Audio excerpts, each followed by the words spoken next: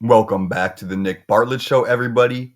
This week, the games we're going to be breaking down is Cal, Minnesota, Arizona, Kansas State, Colorado, Houston, and Arizona State versus Texas State. For those four games, I'm going to be giving you my pick for the spread as well as the over/under. I give you later today. I'll be releasing my fearless predictions where I'll be breaking down all 10 games in the West. So for this show, I don't do too many win-loss predictions, but give you some against the spread, some spread picks again, as well as the over/under. If you don't know me by now, my name is Nick Bartlett, and I'm the senior writer here at Super West Sports, as well as at OregonSportsNews.com. I'm grateful for all your viewership, and please remember to like and subscribe. I'm trying, guys. I'm grinding out here. But in all seriousness, I just want to get straight to the games this week. I think the biggest game out west is going to be, I was going to say Colorado out of instinct, out of habit here. It's actually going to be Minnesota, California. And kind of just as always, before I give you my picks, I'm going to give you a bit of a preview. So, let's get straight to the preview. So, I've been a Justin Wilcox hater for a while now. Seems like he just has underperformed at Cal, but I am intrigued by this version of California. The Golden Bears have had a solid start to their campaign, and a victory against Minnesota could seriously set them up for something special. Cal doesn't have the most talented roster in the ACC, but if they can get this win here against Minnesota, all of a sudden they're 3-0 with a really, really easy schedule the rest of the way. And I mean, this team has again, you don't want to say realistically a shot at the college football playoff, but the schedule does make it possible. So a win here, and maybe a couple, one or two impressive wins in the ACC, and they could be in a really, really good spot. So again, Cal's schedule is ridiculously easy. This game though should prove a test to see how much better Cal's offense really is. The Bears' offense has scored a combined 69 points their first two outings, and this unit really could have sputtered. Again, in the offseason, they lost Fernando Mendoza, Jaden Ott, as well as Jack Andrees. So you're talking about a star quarterback, a star halfback, and as well as a star tight end. You're really losing a lot of production there. Again, they bounced back in the first two games and scored 69 points. But again, that will be tested against Minnesota's defense. Cal's defense is doing their usual thing under Wilcox, only allowing 18 points in their first two contests. Pretty impressive stuff considering Oregon State is solid opponent. Well, Malik Murphy's looking all right, not great, but enough to put up some points. So Cal's defense is doing their thing, and this is, again, really impressive just because they lost all four of their secondary players in the offseason, including two to the NFL. So Cal is out here, found a way to rebuild quickly on the defensive side of the ball. Maybe should be expected under Wilcox at this point, but bottom line, they're doing it. Minnesota's defense has actually beaten Cal this year. As I mentioned, Cal is only allowing 18 points in their first two contests. Minnesota is actually only allowing 5 points per game, only 10 points in their first two games. This is pretty much the norm ever since PJ Fleck took over. 2 out of the last 3 years, the Gophers have featured a top 10 scoring defense, including fourth in the nation in 2022-23. So you're looking at two really good defensive teams here. Minnesota is a little bit better from a statistical standpoint entering this matchup, but this should be a hard-hitting game. Should be a hard-hitting game for sure. Minnesota's offense has also gotten off to a fast scoring start, averaging 44.5 points per game. They haven't really played anyone too notable yet, so you can take this with a grain of pepper. But hey, Minnesota's offense doesn't always have this kind of production, so almost averaging 45 points per game at this point. Cal's finally leaning into their East Bay culture. Yeah, so I just like that. What's that? I forget the exact name. I think it's like the Black Bears, where they're kind of combining the Black Hole, the Raiders fan section, with Cal. And I think it's nice that Cal is finally leaning into their East Bay culture. Never understood why they didn't do this a while ago when you had a player like Marshawn Lynch. You could represent a really cool, unique aspect of the Bay that's different than rival Stanford, because obviously, just from a sheer academic standpoint, Stanford's going to have a little bit of an advantage over Cal. Cal's still a phenomenal school. I went to WSU, all love. Obviously, Cal's a much better academic, holistically, a much better academic institution than that. But this is just a way for Cal to differentiate itself. And again, I think it's really cool that Cal's incorporating the East Bay back into their culture. And I think this is just going to separate them a little bit. It's kind of Fresno's got a unique fan base in the Valley. And you think of some of the distinct fan base around college football. Maybe Cal can kind of utilize this in that sort of way. So now I'm going off on my own side tangent thoughts there. Let's get back to the actual spread, my actual picks here. So I do not think Minnesota will cover the spread. They're favored by 2.5 points. Again, I do not think Minnesota will cover the spread. The over-under is 42.5, and I'm picking the over. I just think 42.5 is a really low mark. I understand these are two good defensive teams, but you're looking at a 21-24 score. Puts you over that 42.5 point mark, and that's not too much to ask. So again, Minnesota will not cover, and I'm going with the over in this game. Next game we're going to be talking about here. No, we're gonna wait on Colorado. I know they're a big mark with Dion. They get a lot of love here, but I actually think that Arizona Kansas State is probably a better matchup here. So as I scroll through my notes and get to that game here, nice, comes up quickly. Love when that happens. So you're looking at again Arizona Kansas State, and this is I think maybe not stylistically. This is just a really interesting matchup because Arizona's undefeated. K-State had a really tough loss against Army last week, and I'm just curious to see how both these teams respond. So let me get to the actual notes before I kind of throw myself off here. So, yeah, as mentioned, Arizona's gotten off to a solid start this year, but they haven't played anyone yet. They faced Hawaii, but Mike Alejado was hurt in the contest, a little gimpy. So, my mistake if that's offensive in this day and age. All love to everyone. So maybe he's a little hurt. That's a better way to phrase that. So again, Mike Alejado was a little bit hurt in the contest. But again, the Wildcats were able to take care of him pretty easy. Bottom line, 2-0. The Wildcats struggled last year mightily, their first year under Brent Brennan. So it's kind of making this game extremely important. Again, another opportunity to start out 3-0, and a victory against K-State would really it would be a big victory to help Brennan kind of solidify his program and really get it trending in the right direction here. No, Fafitas look solid in their first two outings. But again, this should prove his first test without Tetaro and McMillan. I think when you have a security blanket receiver like that, it just makes everything so much easier. And they obviously had a connection. I believe they went to high school together. Don't quote me on that. That's going back to last year's stats off the top of my head. But those two, bottom line, had just a really, really solid connection. And you're not going to be able to replace a top-notch receiver like McMillan. You can even go back a year or two. I think they had Cowling as well. So Arizona's definitely lost some production at wideout. But still, let's see. They might be able to, replace that still early in the year. Fafitas thrown for 534 yards, 6 touchdowns, and 0 interceptions. So he's off to a really solid start. And this contest will also allow us to see if UA's defense has improved. The Wildcats allowed over 6.3 yards per play last year and ranked 109th in the nation in points allowed per game. Yeah, that's not good, guys. Whenever you're below that 100 number, things are not going to be looking too solid from a statistical standpoint. For K-State, they're coming off a real embarrassing loss against Army, as we mentioned at the top here. The Black Knights outscored the Wildcats 10-0 in the fourth quarter, so really K-State blew it. Obviously, K-State's majority of the time going to knock off Army, and that's just a tough loss. I know K-State was expecting pretty big things out of their program this year with the return of Avery Johnson. So again, getting outscored 10-0 in the fourth quarter, tough loss. The Purple Cats are going to be temperamental, guys. They're going to be pissed. They did not want to lose that game. Avery Johnson, their quarterback, he's actually been throwing the ball this year. Historically known a little bit more for his legs. He's really fast, but not putting up big numbers with his feet so far in the early year, but actually throwing the ball well. I think again, you cannot kind of be lulled to sleep on this one just because he is so dangerous with his feet. He may have not found the seams yet, but if he's completing passes at some point, he's going to utilize his feet. He's fast, man. He's fast, and he's dangerous. So I'm just curious to see if this is going to be the game where he breaks out. Again, Johnson's on for 763 yards, 7 touchdowns, and 1 interception. Again, just known historically for being a little bit more of a runner, but throwing the ball well this year.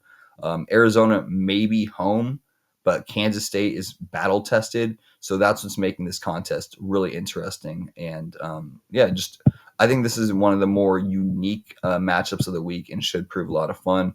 You're looking at the spread here is Kansas State is favored by 1.5 points. I do think K-State will cover the spread. Again, I do think K-State will cover the spread. At the over-under is 54.5. And I'm going with the over. Again, I think Kansas State's just going to be a little bit pissed off because their performance last week. Arizona historically is good offense, even if they struggled a bit last year. Fafita is probably going to put up some points. He's a really solid quarterback. We just read his stats off to a really solid start. So I'm definitely picking the over on this game.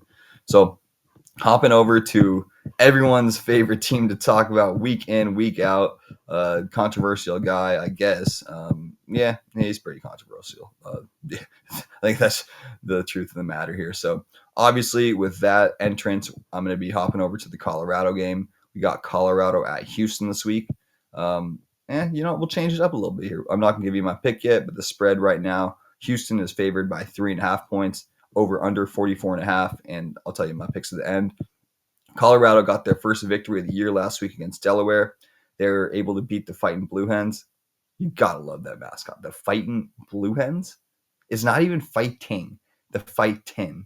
I only know this because my dad's best friend went to this school, and I've just loved this mascot. That's so fire. And when I was looking it up this week, I didn't realize it was Fightin, not fighting. It makes me like it even more.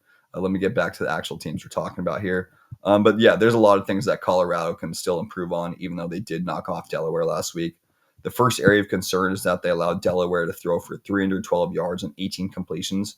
Notice how I'm talking about that before the quarterback change, because they allowed Delaware to throw for 312 yards on 18 completions. You can't allow that level of explosives against an FCS opponent. Really, any opponent, but an FCS opponent in particular. Not a good look, and it's something that Colorado needs to fix immediately. They just can't allow this against Houston. No explosives. Houston historically is a really good defense and struggles a bit on offense in the last couple of years here. So if you allow Houston to get some explosives, they're 2-0. Deion's rolling to town. This crowd's going to get jacked up. The defense is going to be hyped, and all of a sudden you're in a world of hurt. And it's not like Colorado's found their rhythm yet this year. They may have knocked off Delaware, but again, with that opening week loss against Georgia Tech, they need to stop explosives. You let that crowd get into it. It could be a long day for the Buffaloes. Again, they, as mentioned, they also got torched on the ground by Haynes King in the Georgia Tech game, and he actually had that big run in the fourth quarter that sealed it and put it away for the Yellow Jackets. Another thing to consider here is that the Buffaloes, as we talked about, will have a new starting quarterback. Caden Salter started the first two contests, but Ryan Staub performed well against Delaware, and he's actually going to earn the starting nod against Houston. Staub was 5 for 7 and threw for 157 yards against the Blue Hens. And it's just a little bit tricky. Actually, before I throw in my analysis, Staub also threw for 2 touchdowns. I just think that Salter is a better dual threat option, so I'm a little bit surprised. I'm just surprised they put Staub in this early. Maybe Deion saw something he didn't like last week out of Salter, but it just feels a little early. And look, I get the Staub performed well and is probably a better thrower, better passer than Salter, but it's not like when you're playing a team like Delaware, I don't know if that's a real sample size. Cool that he came in and torched them for 2 touchdowns, but you're playing a much different opponent this week, and this could throw off the team a little bit. But hell, Deion's the coach, and maybe it just takes him to the next level, ignites the offense, ignites some sort of spark. Just for me, whenever you have a team that doesn't necessarily have an offensive identity yet, they don't really have a clear number one running back. I like having that extra option as a dual threat quarterback. When all the established pieces are there, maybe go a little bit pocket passer style. But again, to me, a little bit confusing to switch a quarterback, but I'm not the head coach. Never claimed to be able to coach football because there are a lot of moving pieces. So we'll see how Staub performs. Hopefully he does well. Hopping over, I'm trying to think if there's anything else kind of want to touch on in this game here. Yeah, I just want to say that even though Colorado's in a transitional stage, they were 4-2 on the road a year ago. And that's just, this team is not going to just roll over. So I think this should be a really good matchup, a lot of fun. And let's see here. What do I got? Yeah, so I got for the spread, Houston will not cover. Again, that's at 3.5. Houston's favored. Houston will not cover the spread. And the over-under is 44.5. So, yeah, I'm going with the over on that. I think that Colorado puts up some points. I think Colorado puts up a decent amount of points. Houston, again, helps out. And again, when you're just thinking about it in a college football game, 24-21 suddenly gets you over that mark there. So, I'm going with the over in this game, and Houston will not cover the spread. The final game we got on the agenda this week, at the very, very bottom of the notes, Making my way downtown, walking fast. Something's fast and I'm home down. Du-du-du-du-du-du. All right, guys, I'm so sorry you just had to hear that. As we continuously get to this final game here, who do we got? I believe it's going to be Arizona State at Texas State. Just kind of some takeaways before I even get there. ASU again, coming off a real tough loss last week. Actually, I don't even think it's that tough of a loss. The fan base took it tough, but I didn't think it was bad. I mean, just that's not a bad loss, losing in Starkville. So we'll touch on that a bit more here in a second, but I don't think ASU fans need to panic. If anything, maybe it's a good time to get lost in an early season wake-up call, and they can respond. They still have everything to play for. So, yeah, I just think that ASU fans should still really show out, fill out the stadium, and show this team some love. Again, not a big loss last week. So as I touched on, shouldn't be mad about the loss. Anytime heading to SEC country, it's a real difficult place to get a win. The key for the Sun Devils is to avoid losing again. Real simple, right? A loss to Texas State would derail their college football playoff hopes. Not entirely, but it would put them in a real bad spot. Any more losses would eliminate them. So ASU needs to play well this week. They must. If ASU is going to rectify the mistakes of last week, they need to get off to a fast start. The Sun Devils fell behind 17-0 against Mississippi State. That may have been a bitter revenge because Arizona State got off to a huge lead against the Dogs the year prior. So maybe just a bit of revenge there. Maybe not a habit, but just they do need to get off to a fast start against Texas State. Obviously, Texas State isn't the same caliber opponent as the Bulldogs, but they're not a pushover. I mean, they've proven a reputable team under G.J. Kinney. The Bobcats have finished 8-5 last year, the last 2 seasons, and I believe they had 1 victory in the First Responder Bowl, maybe 2. Those got a little mucked up in my notes, but I believe they have at least 1 victory in the First Responder Bowl and have finished 8-5 the last 2 seasons. Again, for this matchup, I think the ASU should really just consider simplifying this game. I think they should attack Texas State on the ground. Really showed some dominance against Miss State on the ground, and if you're doing that in SEC territory, I see no reason why they can't do this against Texas State. Sparky Squad had 200-yard rushers last week, and Ray Leak Brown and Kanye Udo kind of got a speed and power combination there. And they were just really dominant in the second half, really dominant. So if they come out and play like that, ASU should be in a really, really good spot. ASU should be able to take advantage of kind of the Cats defense that ranks 116th against the run, and the ground game should open up some easy throws for Sam Levitt, who he just had a bad day against MSU. Really, really tough day, and you're expecting a bounce back performance. But again, if you can get the run game going early, it'll make it real easy on him. Jordan Tyson really can't be guarded one-on-one either way. So if you add in a running threat, you would expect the Bobcats are just going to be overwhelmed. And at some point, the levees are going to break, and ASU is going to really just start firing off points in a rapid pace. If Texas State didn't scare Arizona State, because the 2 teams did play last year, I believe ASU won by 3 points. I do think this could be a close game. I really think Texas State is solid, but kind of like a little bit different situation, but similar to the Mississippi State game. Just how ASU had beat Mississippi State the year prior and probably woken up Dogs and had them ready. The Bobcats, Texas State nearly upset Arizona State a year ago. So the Sun Devils are going to be ready, particularly coming off a loss. Bad time for Texas State to get the Sun Devils, but hey, you got to play, right? So looking at the spread and over under here, we got who is favored? You'd imagine Arizona State. Yeah, Arizona State's favored by a lot. 15.5 points here. I do think Arizona State will cover the spread. Again, just coming off a loss, being almost upset by Texas State this year. Sam Levitt's going to bounce back. I think they win big. And for the over-under, I'm actually going with the under on this game. It's at 59.5. And I think ASU's defense is just going to be so good that it's going to be hard to live up to this mark. So I'm definitely going with the under at 59.5. And I do think that Arizona State will cover the spread. This week, guys, I'm going to give you 2 bonus games. 2 bonus games. Yeah, I'll do that. So the first game here we're going to be looking at, and I'm not going to give you a full breakdown of this game. It feels like a lot. Those are the big 4 games we just touched on, and I'll quickly at the end of the show remind you of my picks. But before we get out of here, Two others, no breakdown, just quick picks. Boston College at Stanford. I think this is just a really important game for Stanford. Basically, they face Boston College and Virginia, and these are realistically the only two teams they're probably going to be able to beat this year. So Stanford's really hoping they can get a win at home. Boston College is favored by 13.5 points. I just don't think Boston College will cover this. Again, Stanford's kind of desperate. This is really their only opportunity for victory, besides for next week. So I'm thinking that they play well, particularly at home, and Boston College will not cover. 13.5 feels a little steep, even as bad as the Cardinals played this year. And then the over-under is 44.5.